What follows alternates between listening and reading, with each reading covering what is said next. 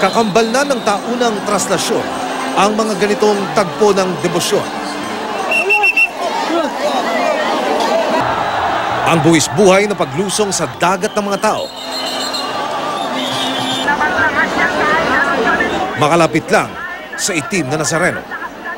Pananampalatayang pinanday ng Katolisismong pamana ng mahigit 3 siglong pananakop ng Espanya. Wala namang ganitong pagsalubong nang dumating sa bansa ang imahen ng Jesucristong pasa ng kanyang krus. Nililok sa Mexico noong 16th century ang imahen at dinala sa Pilipinas sakay ng galleon noong 1606. Unang inilagay ang poon sa simbahan ng San Juan Bautista de Bagong Bayan sa Luneta. Matapos ang 2 taon, inilipat ito sa simbahan ng San Nicolas de Tolentino sa Intramuros hanggang iutos noong 1767 ang paglipat nito sa Quiapo Church.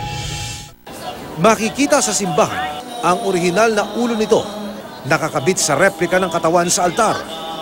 Ang orihinal na katawan naman ng rebulto ang ipinaparada sa traslasyon tuwing ika-9 ng Enero.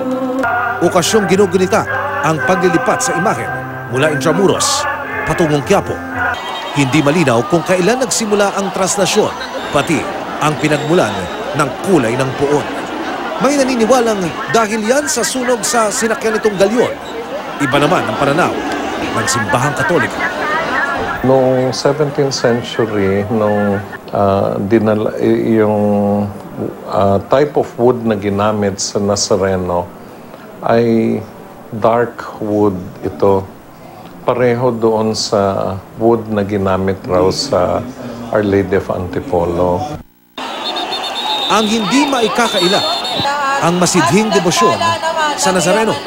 Kita na yan sa pakalik sa poon tuwing bisperas ng traslasyon. Mula 2009, sa Quirino Grandstand na dinadala ang poon at ang simula ng traslasyon. Sa araw naman ng prosesyon, unahan ng mga tao sa paglapit sa imahen, kahit nga sa andas o karosa nito at sa lubid na humihila rito. Mahimala raw kasi ang poon na nakaligtas mula sa ilang sunog, lindol at maging sa ikalawang digmaang pandaigdig. Maraming pre-colonial o yung tinatawag natin na bago pa dumating mga Kastila na mga values, na mga iba't ibang mga tradisyon na nakikita natin dito tulad nung paniniwala sa kapangyarihan ng mga objects. Salamin din ng pamamanata ang paglahok sa traslasyon ng nakayapak tulad daw ni Jesucristo patungong Kalbaryo. Pati ang tradisyon ng dungaw na binuhay ulit noong 2014. Idinaraan ang poon sa San Sebastian Church kung nasaan ang imahen ng Our Lady of Mount Carmel. Sikat man o ordinaryong Pilipino, milyon-milyon ang lumalahok sa traslasyon para sa panata sa poon.